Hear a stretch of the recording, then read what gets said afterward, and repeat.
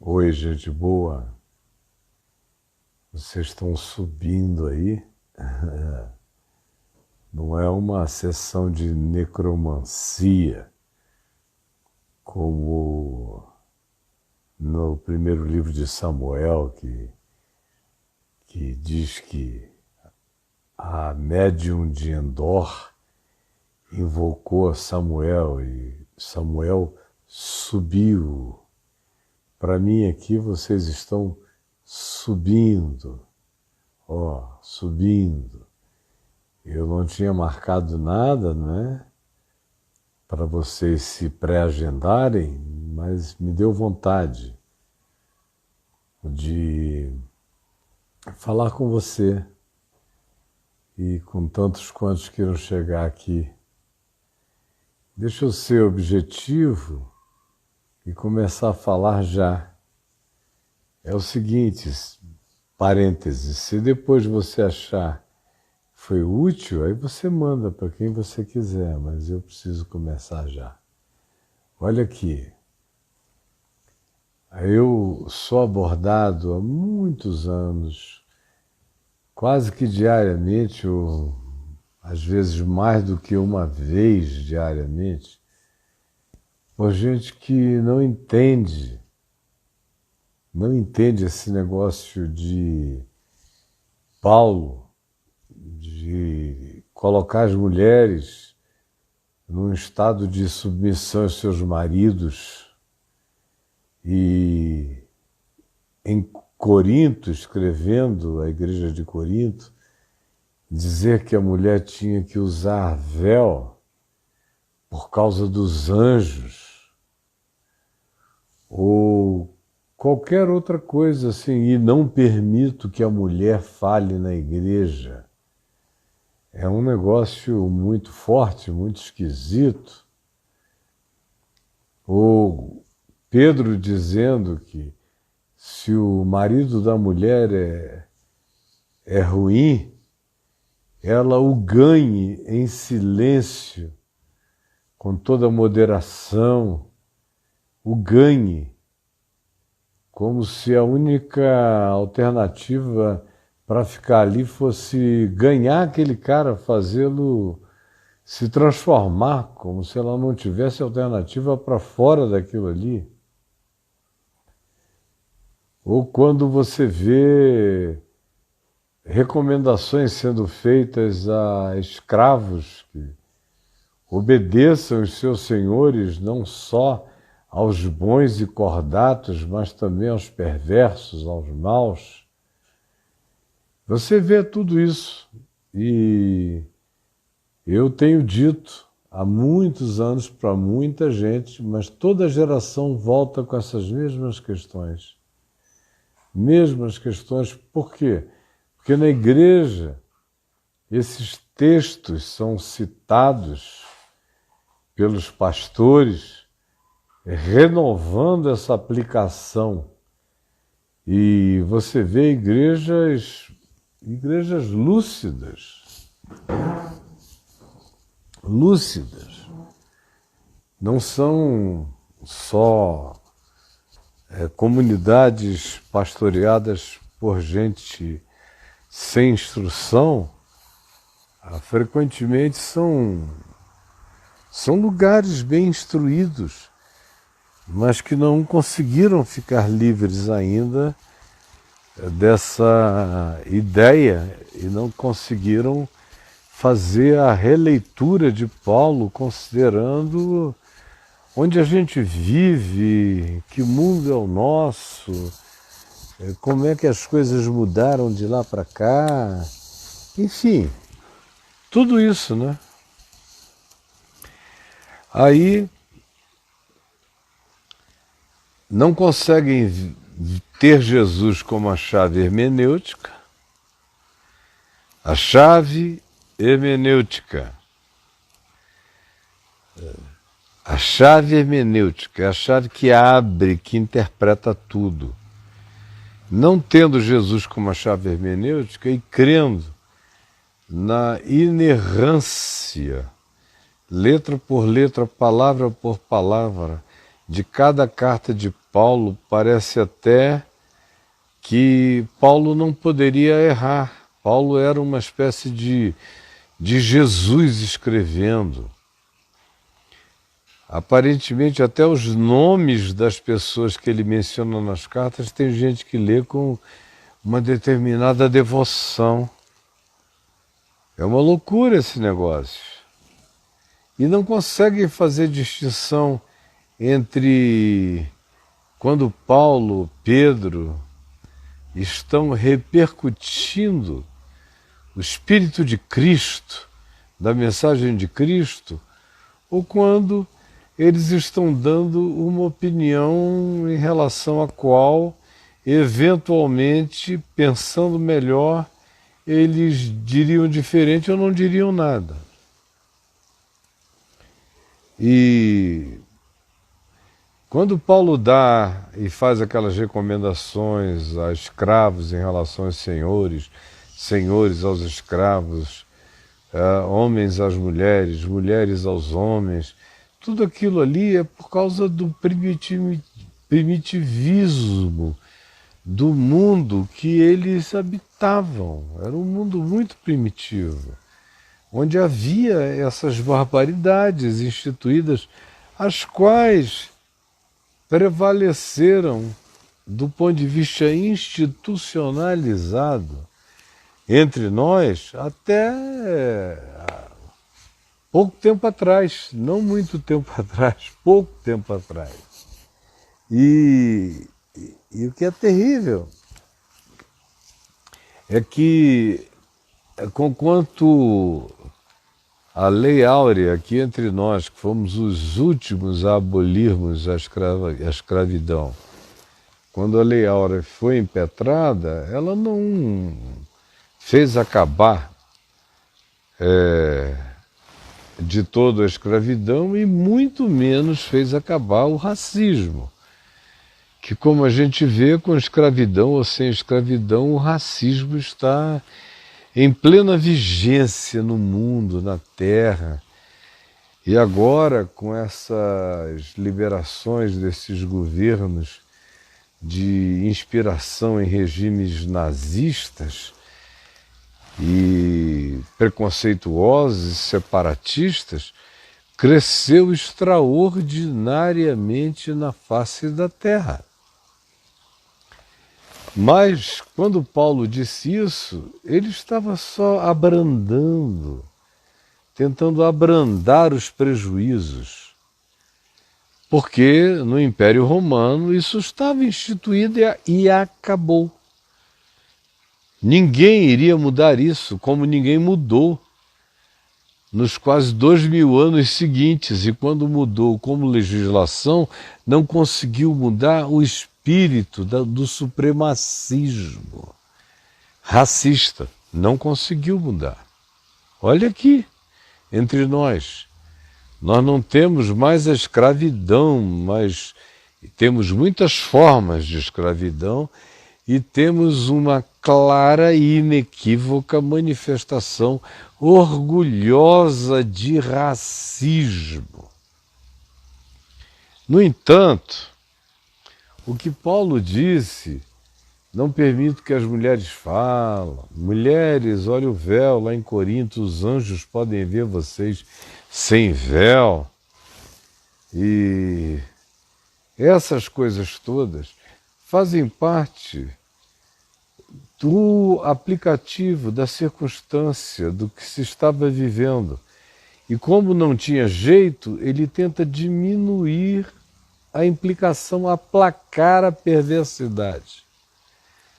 Aplacar a perversidade dos amos de escravos que frequentavam as igrejas, as comunidades, as reuniões, ensiná-los a diminuir, a abrandar, a serem mansos, a serem cordatos, a serem amigos, a serem meigos, a serem cristãos, irmãos dos escravos, como ele diz a Filemon em relação a Onésimo, numa carta escrita explicitamente a esse respeito. Então, ele, já que não tem como mudar, é uma circunstância tão estruturada. E no Império Romano isso era estruturado ao ponto de que a criatura humana era aquela que era levada para as arenas para servir de espetáculo ao povo, na sua miséria, na sua morte, na sua desgraça, na sua dor, no expor das suas vísceras, nos espetáculos horrendos que em Roma se fazia. Então, Paulo tenta diminuir as implicações. Pelo menos no âmbito da comunidade da fé, ele tenta gerar algum tipo de upgrade, algum tipo de evolução na consciência. Eles tinham que ser pelo menos melhores do que o resto da sociedade na utilização da escravidão e no trato com o escravo. No mínimo, eles tinham que ser melhores do que o resto da sociedade. Embora o que Paulo quisesse fosse outra coisa. Paulo diz, escrevendo a Filemon, o que ele queria que aquilo não houvesse, ele queria que Filemon não encarasse mais Onésimo como escravo, porque ele já tinha convencido a Onésimo não se ver como escravo e não olhar para Filemon como senhor, exceto como um irmão, a quem em amor ele trataria com todo respeito, carinho e reverência, como deve ser no trato uns aos outros. É isso que ele manda dizer a Filemon numa carta. E escrevendo aos Colossenses, ele diz, e em Gálatas, ele repete, que em Cristo não pode haver. A expressão é não pode haver. Em Cristo não pode haver nem homem, nem mulher, ou seja, nenhuma forma de sexismo, de misoginia, de machismo. Em Cristo não. Pode haver na igreja, pode haver no sistema político, pode haver na cultura perversa da sociedade, pode haver em todos esses lugares, mas ele diz que em Cristo não pode haver. Ou seja, no ambiente onde as pessoas dizem que são de Cristo, onde as pessoas curvam a cabeça e dizem Jesus é o meu Senhor, não pode haver. É insustentável, é insuportável, é inconcebível que haja essa diferenciação entre homem e mulher. Não há. Não pode haver. Você pode vir com o argumento que queira, de que foi a mulher que foi seduzida pela serpente, blá, blá, blá, blá, blá. Não pode haver em Cristo. Não pode haver. O ideal é esse. O resto é o aplicativo circunstancial num problema que tinha estruturas de natureza visceral plantada há milênios na sociedade humana e que, como eu disse, a gente conseguiu abolir como lei há não tanto tempo atrás, mas o olhar da dominação racista nós não conseguimos abolir. Mas em Cristo não pode haver. Não pode haver nem homem, nem mulher, nem escravo, nem liberto. Não pode haver essa distinção. Em Cristo, se eu sou de Cristo, eu não tenho que ter ninguém sob o meu jugo, ninguém sob minha escravidão, ninguém. Se eu sou de Cristo, não pode haver nem homem, nem mulher, nem escravo, nem liberto, e não pode haver culto étnico, não pode haver esse espírito que acaba produzindo os nazismos, ou todas as expressões de ideologia separatista e supremacista na face da terra. Em Cristo não pode haver supremacismo. Supremacismo do judeu, supremacismo do grego, supremacismo do bárbaro, supremacismo do celta. Não pode haver supremacismo em Cristo Jesus. Não pode haver glorificação étnica em Cristo Jesus. Nós não conseguimos dominar isso no mundo. Mas se você diz que está em Cristo, então eu te digo em nome de Jesus que se você é assim, você não está em Cristo. Porque Cristo não está em ti. Se você olha para a vida com esse olhar, achando que tem seres humanos inferiores a você por causa da cor, por causa da raça, por causa do país de onde vieram, por causa da cultura, por causa da religião, por causa de qualquer outra coisa, eu digo a você, você está na igreja, você é do cristianismo, mas você não está em Cristo, porque Cristo não está em você. Em você Ele está dizendo, eis que eu estou à porta e bato. Se alguém ouvir a minha voz e abrir a porta, eu entrarei na sua casa, cearei com ele e ele comigo. Essa é a verdade do Espírito do Evangelho, do que não é diabo na natureza humana. O resto é diabo na natureza humana. Não pode haver, não precisa haver e não pode haver. Meu Deus, eu não sei o que é isso, eu não consigo nem entender quando eu ouço as discussões, porque eu já estou há tantos e tantos anos totalmente desconstruído nesse negócio, de que porque eu sou homem, eu sou maior do que a minha mulher, ou do que qualquer mulher. Esse é um assunto que nem passa pela minha cabeça, não passa. Eu não sei o que é isso. Acho que desde que eu sou jovenzinho em Manaus, onde eu tive pequenos arroubos desse engano, lendo livros cristãos, mas logo eu fiquei convencido pela palavra de que não pode haver. Não pode haver. E aqui entre mim e minha mulher não há. Quem tem razão, tem razão. Eu me submeto à razão dela, ou à razão de uma criança, ou à razão dos meus netos, ou à razão de qualquer pessoa. Por que eu terei um poder acima da razão? Ou acima de um princípio do Evangelho da vida? Por quê? Porque eu tenho pinto e ela não? Ai, pelo amor de Deus, em Cristo não pode haver. Não pode haver. Eu tenho gente que trabalha para mim? Tenho. Desde 19 anos de idade que eu tenho. Como meu pai teve tantos que trabalharam para ele. E meu avô teve tantos que trabalharam para ele. Porque eu venho de uma família de gente que empreende. Desde o meu tataravô. Todo mundo não trabalhou para ninguém, mas para si próprio.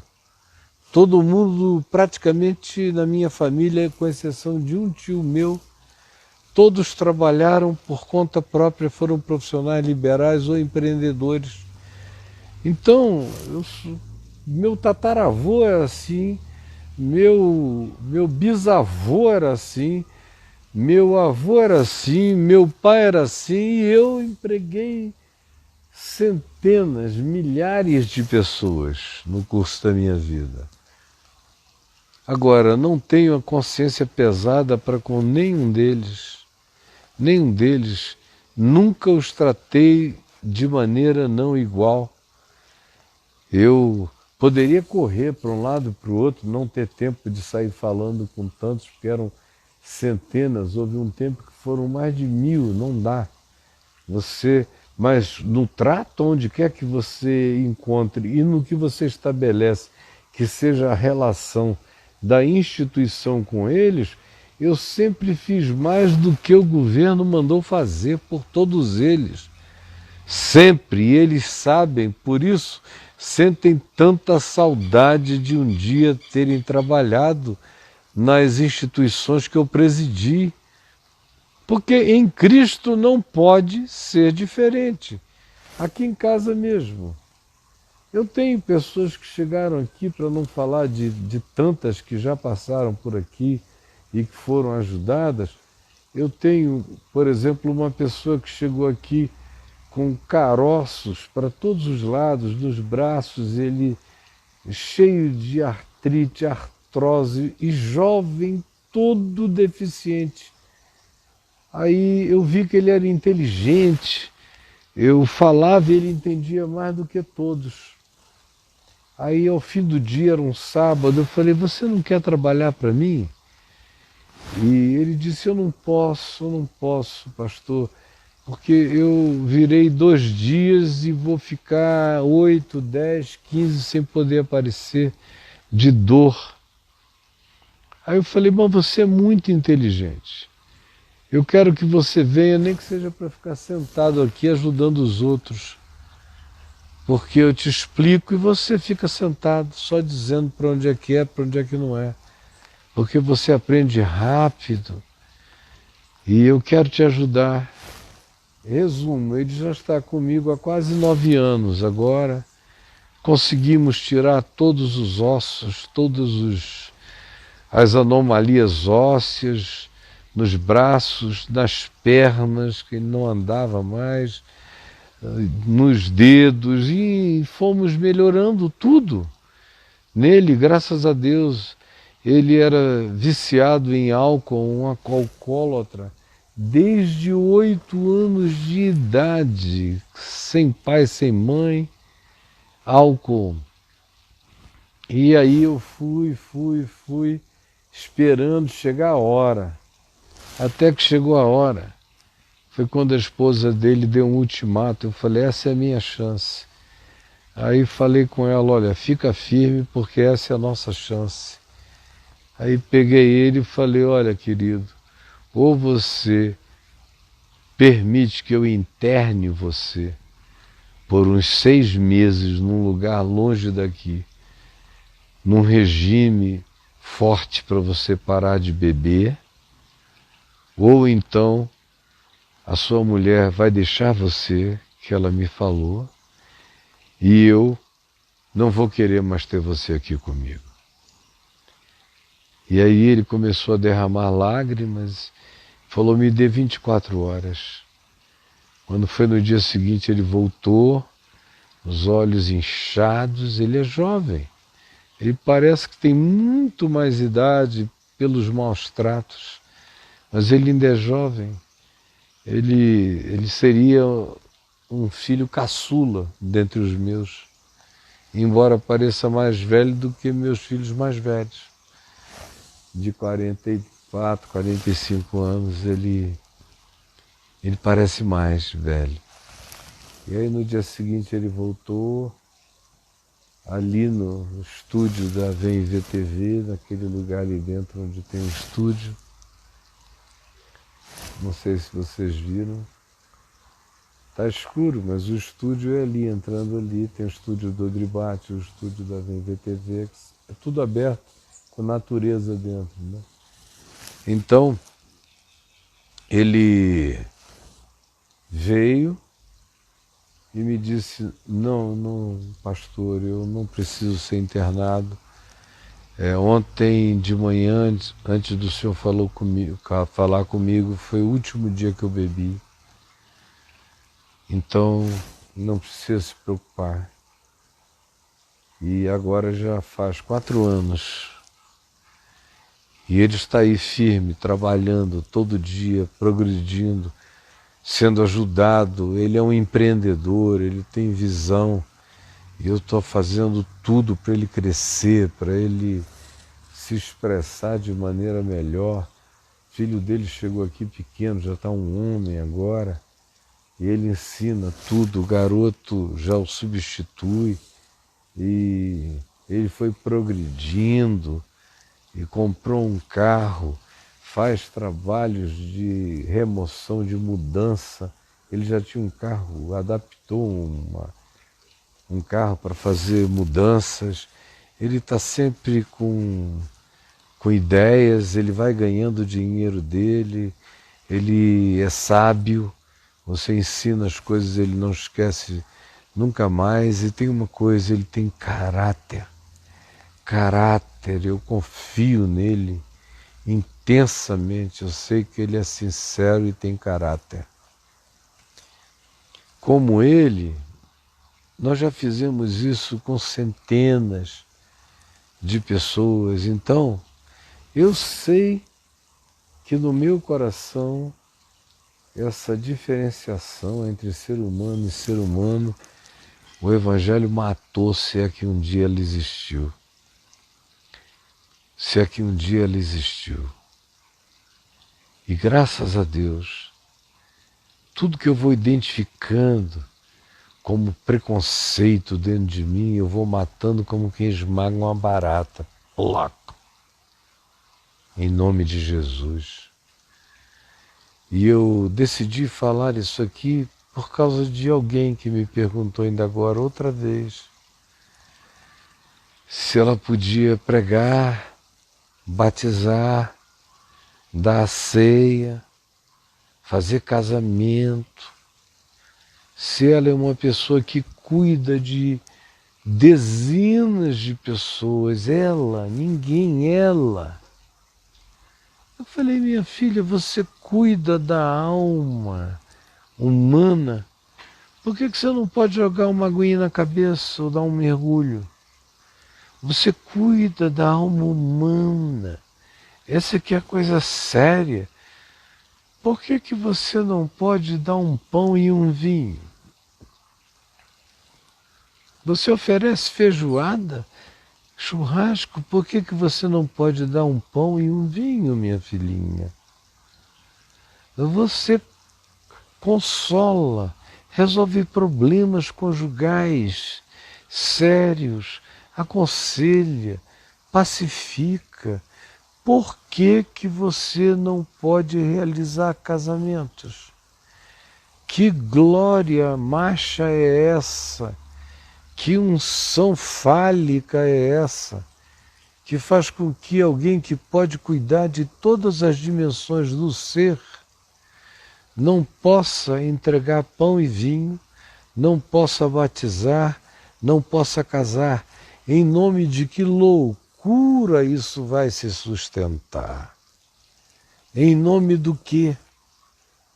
Em nome do que me respondam? Porque, sinceramente, eu fui pastor presbiteriano metade da minha vida e tenho vínculos e nasci no ambiente presbiteriano, meu pai pastor, minha mãe, minha avó, todo mundo, meus grandes amigos até hoje. Eu sei que uma quantidade quase que absoluta deles não concorda com isso, mas se submetem a essa coisa e vão levando por causa de uma tradição, são os guardiões da tradição, são os repositários da tradição, que vão levando uma tradição na qual não creem nem as suas esposas, nem as suas filhas, nem as suas netas, não creem.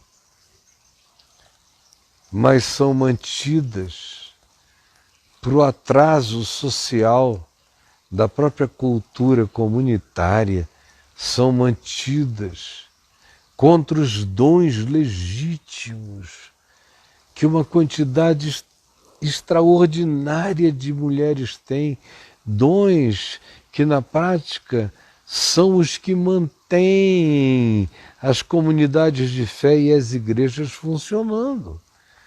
São as mulheres, tirem as mulheres de dentro dessas comunidades de fé e o trabalho delas, e vocês vão ver que nada disso vai a lugar nenhum. Eu sei o que eu estou falando. Igreja, comunidade de fé, estação do caminho da graça, sem mulher fazendo acontecer, já nasceu morta. O homem não tem essa capacidade.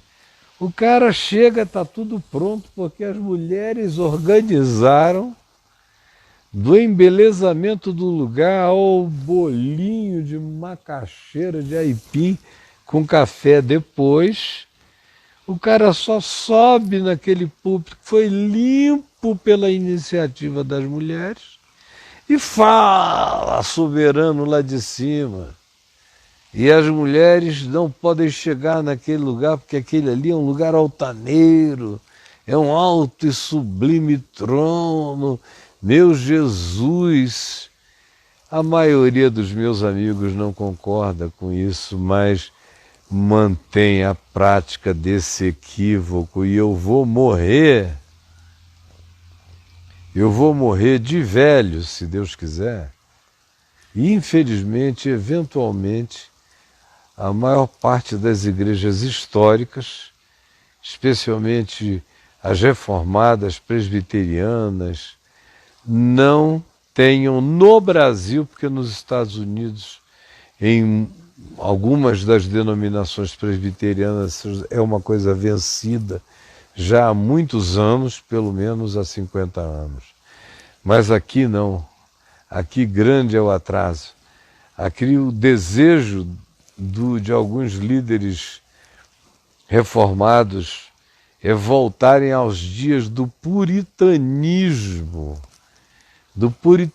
americano. Aquela coisa da pesada, quase Amish, pesada mesmo, lá de Savannah, lá da letra escarlate, aquela coisa horrível, feia, quer andar para trás, de volta, não é de volta para o futuro, esses estão de volta para o passado. E se pudessem, instituiriam leis hoje que restaurariam as diferenciações que naquele tempo havia. Ai, meu Deus, salva-nos disso. Então, olhe, se você que está me ouvindo é uma mulher cheia de dons, por favor, manifeste seus dons. E se você está num lugar onde proíbem você de manifestar os seus dons, procure um lugar onde a liberdade de ser mulher seja absolutamente concedida a você, com todos os dons que Deus te deu. Deus deu os dons a você. Quem são esses homens para calar você? Deus te deu sabedoria, inteligência, graça. Quem é que vai proibir você de exercer isso? Ou observe como quase todos os líderes cristãos no Brasil são brancos ou se identificam como brancos. Eu vejo uns aí bem pardos, mas para eles são completamente Caucasian, de tão brancos que mentalmente, culturalmente eles se sentem. Ai, meu Deus, quase não tem. Você vê irmãs dirigindo grupos, congregações, pastores pretos no baixo escalão. O último pastor negro dirigindo